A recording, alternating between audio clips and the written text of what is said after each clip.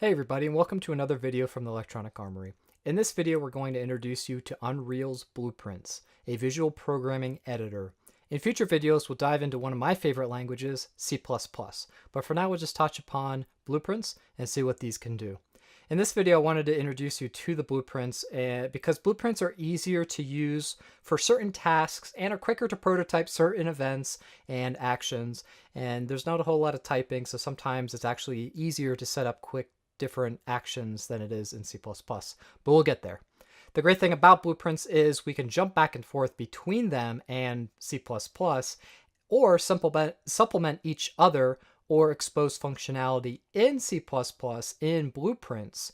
And so these really work together well. And so for level designers who don't want to necessarily dive into the code, you can expose certain functionality in Blueprints that you would not want them to dive into the code and start mucking around there. So in this tutorial, we're going to use Blueprints to open a door when the player enters what's called a trigger volume. Trigger volumes are used to notify the system that something has collided or intersected with it. So when our player enters the trigger volume, we'll be placing a wall right in front of them, and that door will move up. So let's get started with that. So we have our starting level here that we set up in previous videos, and what I'm simply going to do is drag in a new end cap to show you what this would look like. So I'm just going to drag it right here, hit E to rotate this around to 90 degrees, and then when the player gets close enough to the wall, we're simply just going to move it up. Now I know the wall height on this is about 3 meters, so I want to move it up by 3 meters, and so you can check this by just putting into place and then seeing what you want to move over here. Right now this is 350 centimeters, but that's okay. We can move it to 300 and it should just look fine. Okay, so let's get started using Blueprints. I've already created a Blueprints folder in my custom folder underneath content. And so if you don't have that, go ahead and create it by right-clicking in custom and adding a new folder. Once you're in that folder, I'm going to right click and we're going to create a basic asset called Blueprint class. Once you do that, it will ask us which parent class do we want to inherit from. So everything in our scene is an actor, including static mesh actors, our player, and any other props that we have. Everything stems or inherits from actor. We then have pawn. And pawns are objects that can be possessed by a player controller. We have a character that has the ability to walk around. The player controller, which is actually responsible for the movement of a particular pawn. You can have multiple pawns in the scene, and that player controller can either control multiple items or a single item. We have a game mode base that we can inherit from if we want to change the game mode, and we'll certainly use this to set up an inventory system in later videos. And we have a few other items down here that you might not see these if you have this twirled up or down. So we're going to start off as an actor. This is the base class that we can inherit from. It doesn't have any real special functionality besides what's just kind of comes along with everything else. So let's go ahead and select actor, the top button at the top of this window, and it'll create a new blueprint down here, and we're just going to call it let's call it automatic wall. So automatic wall underscore BP. That's just a common naming convention for blueprints. You can name it whatever you want though, doesn't really matter. And once you do this, it'll add this little circle object here letting you know that this is a blueprint, and we're going to go ahead and double click on it to open it up in our blueprint editor. And in our blueprint editor, we have a list of our components that we have available to us. Right now it's empty. There's just the default scene root, which is in of itself really nothing, just a placeholder that we can then attach objects to, namely components. These components will be our wall. If you wanted to attach a torch to that wall, you can set it up in here as well as a static mesh component. And we'll do that just in a second. Next, we have the blueprint itself. Blueprints you can think of as objects that you can duplicate instances of throughout our level so that we can either tweak them or essentially just copy them over and over again. So if you have multiple walls that you want to move up, we would just take this blueprint and use that blueprint to create instances of that object throughout our level. And so as part of those instances, we have different events that get triggered. So we have event begin play, event actor begin overlap. When another actor overlaps with our object, we can get notified of that. We have event tick, which gets called every time a new frame gets redrawn, and that might happen anywhere between 30, 60, 120 times a second, depending upon what our frame rate is. Under functions, we have a construction script, and this is what's going to get called when our blueprint gets created. Next, we have macros and variables and event dispatchers. We'll get into all those in a second, but what's important is the variables, the functions, and the event graphs. So let's revisit this in a second, but I want to add in a static mesh component initially here for our wall. So when we drag in our blueprint to our scene, it's going to contain our wall that we want to move up. So just click on Add Component, the big green button in the top left-hand corner, and you can scroll down to find Static Mesh Component, or you could just type in Static Mesh, and it's going to be this one here that just says Static Mesh. So click on that, and we're going to change this one to Wall. Now you might have noticed that nothing really happened, except for now we get this manipulator tool to move it along our axes. And so over here on the right-hand side under Static Mesh, make sure this is still selected, otherwise you won't see this on the right, that we can choose our static mesh amongst all the static meshes that we have in our project. So we have a whole bunch of level pieces. I'm just going to type in end cap because that's what I've named the end cap wall that I want. These little pop-ups are a little annoying, but just go ahead and click on level end cap, and now we can see that we have our end cap. Now, of course, this end cap was never really set up to be a wall, so we do have this back face, all these back faces being culled, which looks a little awkward, but you could fix that in Blender if you really care. And then, so this is going to be the component that we move up in the z-axis. So again, we're just going to move it up about there, which is 300 if you saw on the z-axis, 300 centimeters, and that's going to be fine. We could move it up 350. It really depends up to you what you want to move that up to. All right, so we're going to put it back to the origin, make sure it's all zeroed out on its location, and we're going to start to move this up. However, before we do that, I'm going to actually compile it and then save it. And we're going to switch back to our editor, our level editor here. And so we have our wall here. This is the end cap, but if you look at what's highlighted, it says end cap 7, it's just the name of it. And it is still a static mesh actor. So this is not the blueprint that we want, so we're going to go ahead and delete it by just hitting the delete key. And actually this blueprint was selected, so just hit cancel on that, make sure that this is indeed the actively selected item, and then hit delete. Okay, so now that's gone. I can drag in our blueprint. And of course, our blueprint has variables attached to it. If you're familiar with code and object-oriented programming, this is an instance of a class. This class has variables, and class members attached to it. But we can go ahead and drag in multiple versions of this if we wanted to. I'll show you that in future videos, but for this one, we're just going to rotate this right about there, hit W to use the manipulator tool, and that looks about good. All right, so once we have our blueprint, we can actually look at it in the outliner view here and see that it is indeed, if I expand this just a little bit, that it is edit automatic wall underscore BP. I can even expand this a little bit here. So we can edit it right from our outliner, which is very convenient. So in order to move this up, we want to ensure that our player walks close enough to it. So we'll just have it walk close enough. And once he walks close enough, we'll raise the door. But before we do that, let's just go ahead and make sure that everything is working, including making the door rise up. So if we go back to our blueprint editor, right now we're in what's called the viewport up here, and we can go to the construction script. And again, this is some node editing that we'll talk about here in a second of what happens when the instance of this blueprint gets instantiated or created in our world. But what we're interested in is the event graph.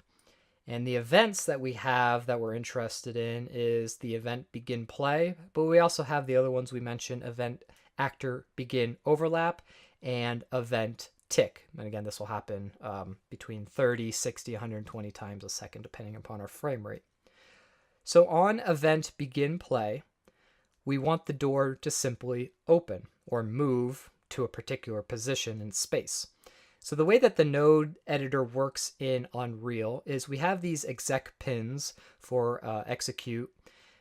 And if we click and drag off of those, we can connect it to another functional pin.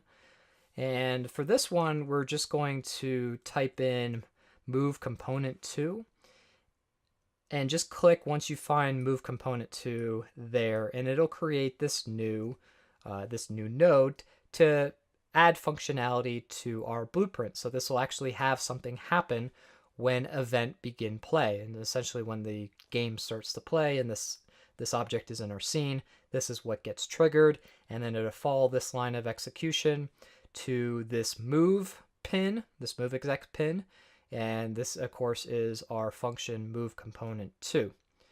We also have ones like stop and return to the position and that sort of thing. And then it's going to ask us, which component do you want to move? Well, we have our components in this menu here up in the top left-hand corner, and we have our wall component that we want to move.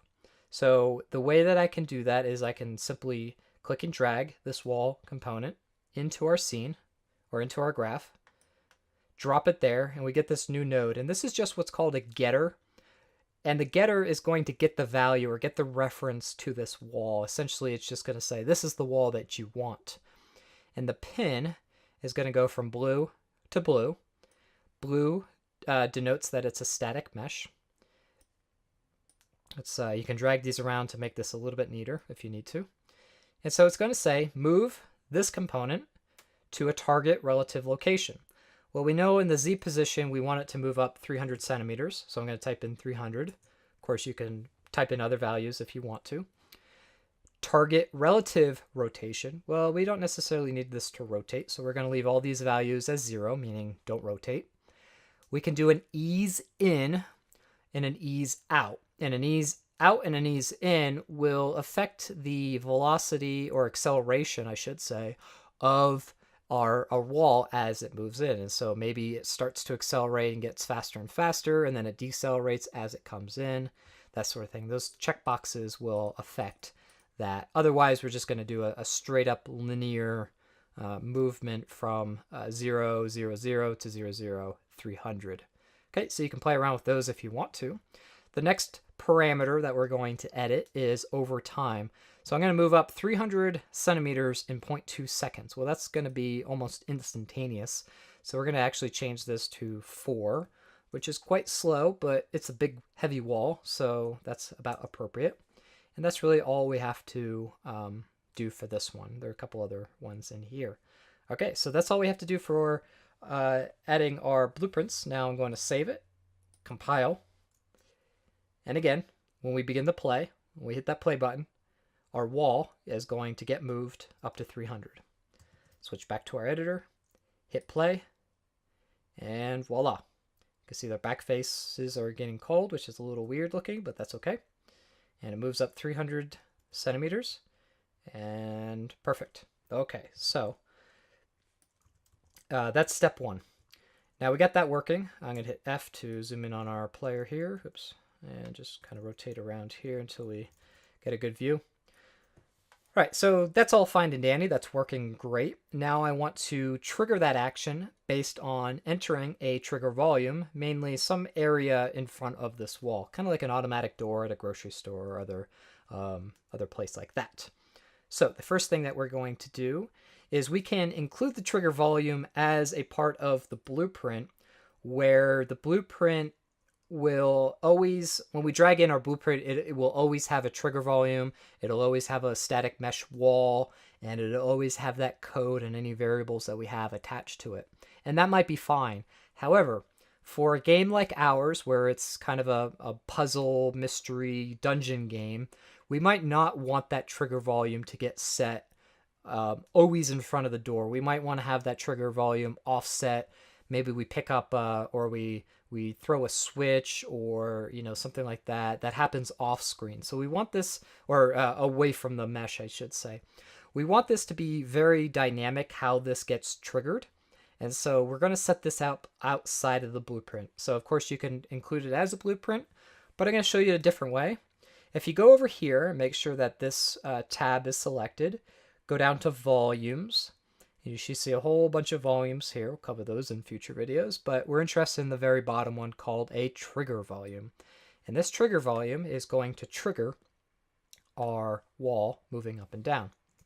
So let's hit the R key to kind of scale this out because we want to make sure that the player can go up along any part of this wall. And we can make it a little skinnier so they have to walk kind of closer to the wall than just, come right up to the wall. All right, so now this is our trigger volume. We have to let our blueprint know that when our player enters this volume to then move up. Well, how do we do that? First, we have to, again, let our volume or our blueprint know about our volume. So in order to do that, switch back to our blueprint, and we have to create a placeholder for that trigger volume. And the way that we do that is in variables down here. You can click on this plus button that says plus variable or add variable. And let's give this a name. It'll come up and say, I'm just going to call it trigger volume. You can put a space in there. It doesn't really matter. And right now, by default, it is a Boolean, so a true or false value. We don't want that. We're going to switch over here once this is selected. Over here on the right, top right, click this variable type field, and it'll drop down. And I don't see trigger volume in the list of common ones, so you can just type it in the search, and we have a whole bunch of different trigger types, and trigger volume is the one I want to select. And voila, we have our trigger volume reference that we can hook up in a little bit. But what the event I am curious about is on actor begin overlap. So when another actor, namely our player, overlaps with this reference, we want to have an event called, and we just hit this big green plus button. So just click on that and it'll create a new event. And you could read through all those other events to see what we can do with our trigger volumes. But for this one, I'm going to right click and drag up to navigate, just like in our level editor. And I'm going to disconnect this node because I no longer want our wall to move up when we begin play. So I'm going to hold down the Alt key and just click on either one of these pins to disconnect that wire. And these are still selected. Again, you can just click and drag with your left mouse button to select those, and just left click, right click to scroll, left click to drag these down. Now, when we have a trigger overlap, that's when we want our component to move up. So save first, then compile, and we're good to go. However, we haven't let our blueprint know about our trigger because we can have multiple triggers in our scene. So it's not good enough just to add a trigger. We have to actually hook this guy up to our trigger. So we have a placeholder for it, but we have no way of hooking it up currently because this is what's called a private variable, or at least under the hood, that's what it is. And so to expose that in our editor, in our level editor, we click on this I, and this will make it public and changeable. So we can edit it and actually update the reference to it. So again, hit that I, make sure it's going to be visible in our editor. And it's just giving me a quick tooltip here saying that it is missing a tooltip. If we click on this, we can actually add a tooltip for our level designer if you guys are working with somebody else, which I highly recommend. But the tooltip for this one is the trigger volume to open the door or wall, whatever you want to call it. All right, so when we go back, I'm going to actually compile that because it changed our code a little bit, and save it. Now, when we click on our blueprint, we have this new area here called default. And we have trigger volume, and right now it's set to none. So if we went into this trigger volume, nothing would happen.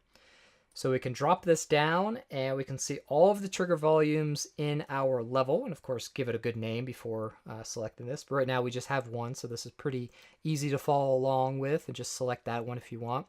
But if you do have multiple trigger volumes throughout your scene, just click on this eyedropper. If you click on this eyedropper and then bring it into your scene, you can see it just has this like circle with a cross through it. It says, nope, can't select that. But if I drag it over my trigger volume, that does allow me to pick my trigger volume as the trigger volume to use for overlap. So if I click, now this gets filled in as trigger volume. And we're ready to go. So I'm just going to make sure everything's saved and hit the play button. So our door/wall does not open. And if we walk up to it, it opens. Perfect. Okay. And if we walk out of it and go back into the trigger volume, it does not re-trigger, which is good. Okay. Perfect. All right, so I hope you found that video useful. In the next video, we're going to actually take this a step further to ensure that it's not our player that triggers the wall opening up, but another actor in our scene. So look forward to that. If you like this video, give it a like. If you want to see more, subscribe, and we'll see you in the next video. Thanks.